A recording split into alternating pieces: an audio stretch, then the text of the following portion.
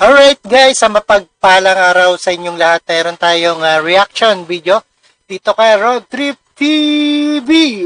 Alright, business owner mas determinado ngayong 2025. Skills dapat taglayin ng isang magtatayo ng negosyo. Ayan, bawal lang hindi marunong sa negosyo lalo na dito sa ating 2025. Kailangan determinado. Alright, panoorin po natin dito sa ating UNTV.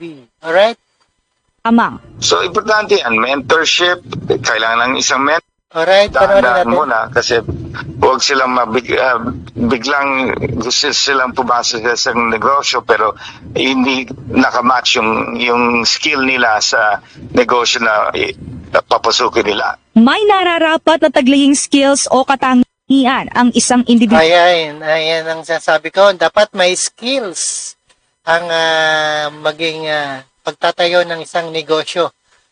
At sa pagsubok ng 2025, panibagong pag-asa na rin. Iniyak ng ilang business owners at bagong magtayo nito. Alright? Na papasok sa isang negosyo.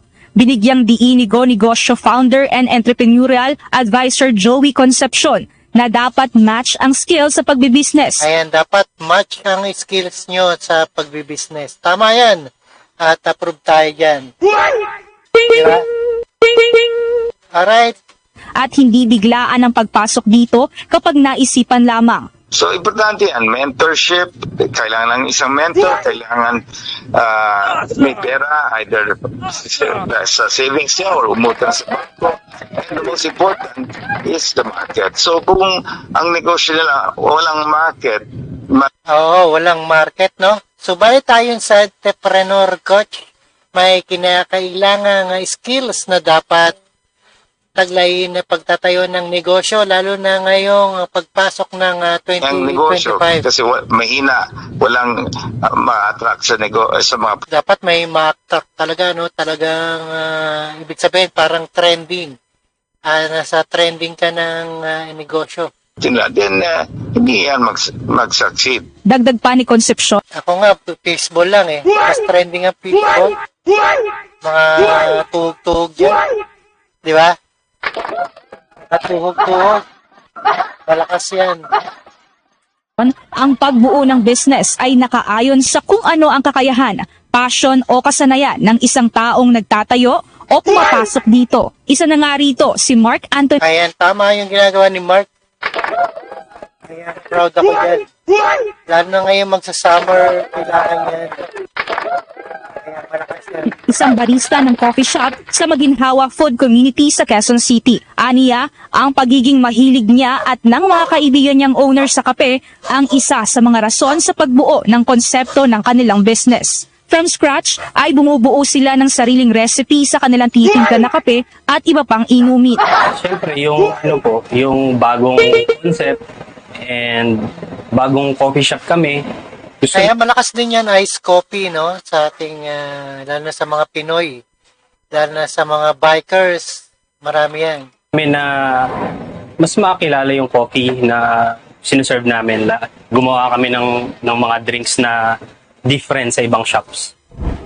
Ang Maginhawa Food Community ay dinarayo ng mga tao noon Ayan, dinarayo dati yan, di ba? dahil sa kaliwat kanang mga kainan, maging sa malawak na pagpipilian ng mga restaurant, cafe at food stall.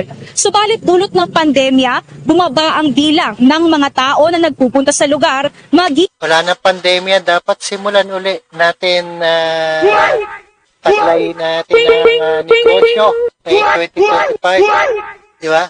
sa kanilang shop.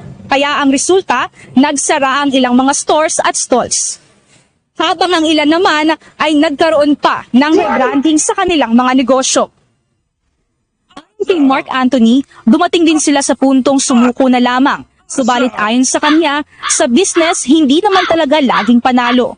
Kaya sa pagpasok ng taong 2025, mas porsigido sila na ipagpatuloy ang kanilang simulan, lalo na sa muling pagbangon. At ituloy ang promosyon ng pagbabalik kasiglahan ng Maginhawa Food Community. Before pandemic, maraming tao dito. Ngayon parang, syempre, na naging close nga yung maginhawa sa public, and marami ding nagsara dito ng shops. Kasi Marami nagsara talaga dyan sa maginhawa. Hindi na maginhawa tuloy, no? Hindi na maginhawa street. Dating sikat yan sa Quezon City.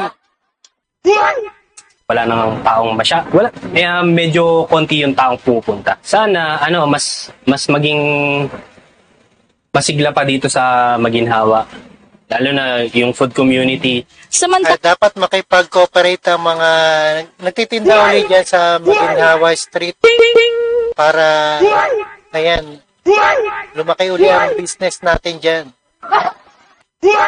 Alright? sa naging panayam naman kay Go Negosyo founder Joey Concepcion, binanggit niya ang mga skills na dapat i-assess ng isang tao sa pagtatayo ng business. Aniya, hindi lang galing, kundi skills ang dapat na hinahas. Dapat skills nga, no? Tandem talaga yung business at skills. Pero kung hindi ka seryoso sa skills mo, wala. Bagsak ang negosyo. Ng isang nag-iisip na mag-business, maiging magsimula sa bahay at gamitin ng social media sa pagpapaandar ng negosyo.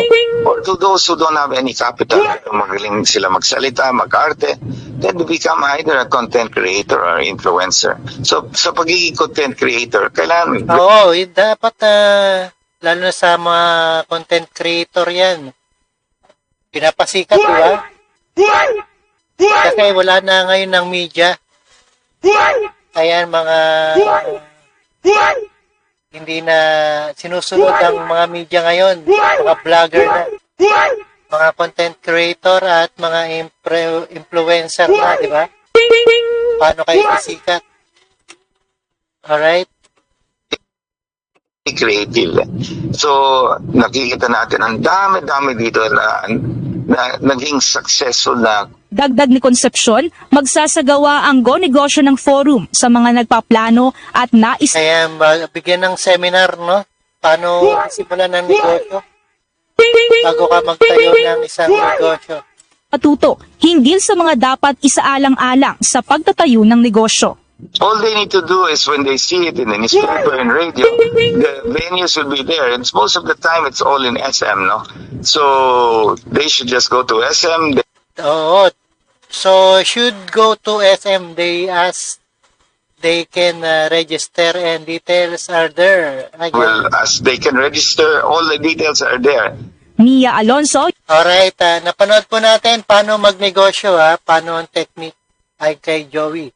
Alright, maraming salamat. Ito ay business owner, mas determinado ngayon 2025. Skills dapat taglay ng isang magtayo ng negosyo. Ay isang skills at at negosyo. Alright, maraming salamat sa panonood at pakinig dito kay Rob TV. Alright, don't forget to subscribe, Rob TV, guys.